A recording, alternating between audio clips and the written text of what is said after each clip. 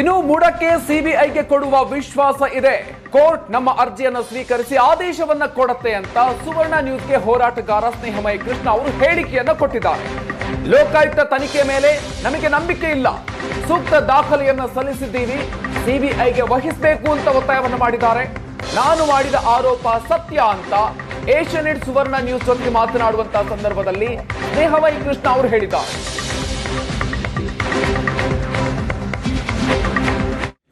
Sir, ಖಂಡಿತವಲ್ಲ sir. ನಾವೇನು ಮೈಸೂರು ನಗರಾಭಿವೃದ್ಧಿ ಪ್ರಾಧಿಕಾರದಲ್ಲಿ ಅಕ್ರಮವಾಗಿ ಭ್ರಷ್ಟಾಚಾರ ನಡೆದಿದೆ.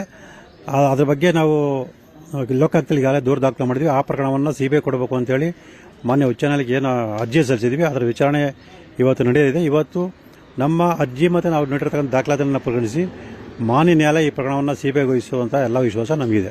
ಹೌದು ಸರ್, ಮಾನ್ಯ ನ್ಯಾಯಾಲಯ ಏನು ಸೂಚನೆ ನೀಡಿತ್ತು, ಇವತ್ತಿನವರೆಗೂ ಏನು ತನಿಖೆ ನಡೆಸಿದರೆ ಅದ್ರ ಬಗ್ಗೆ ಒಂದು ವರದಿ ಕೊಡಿ ಅಂತೇಳಿ ಆ ವರದಿಯನ್ನು ಇವತ್ತು ಲೋಕಾಯುಕ್ತ ಅಧಿಕಾರಿಗಳು ಮಾನ್ಯ ನ್ಯಾಯಾಲಯಕ್ಕೆ ಸಲ್ಲಿಸ್ತಾ ಇದ್ದಾರೆ. ಅವೆಲ್ಲವನ್ನು ಪರಿಗಣಿಸಿ ಮಾನ್ಯ ನ್ಯಾಯಾಲಯ ಇವತ್ತು ಒಂದು ಅಂತಿಮ ಆದೇಶವನ್ನು ಹೊರಡಿಸುತ್ತೆ ಅನ್ನೋ ವಿಶ್ವಾಸ ನಮಗಿದೆ.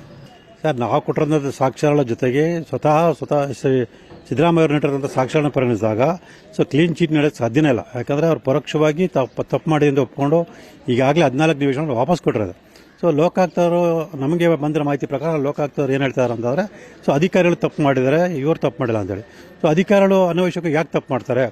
ಬೇರೆ ಯಾರ ವಿಚಾರದಲ್ಲಿ ತಪ್ಪು ಮಾಡಿದಂಥ ಅಧಿಕಾರಿಗಳು ಸಿದ್ದರಾಮಯ್ಯ ವಿಚಾರದಲ್ಲಿ ಮಾತ್ರ ತಪ್ಪು ಮಾಡ್ತಾರೆ ಅಂತ ಹೇಳಿದ್ರೆ ಸಿದ್ದರಾಮಯ್ಯರ ಪ್ರಭಾವ ಬೀರಿದೆ ಅಂತೇಳಿ ಅಲ್ಲಿ ಸ್ಪಷ್ಟ ಗೊತ್ತಾಗುತ್ತೆ. ಹಾಗಾಗಿ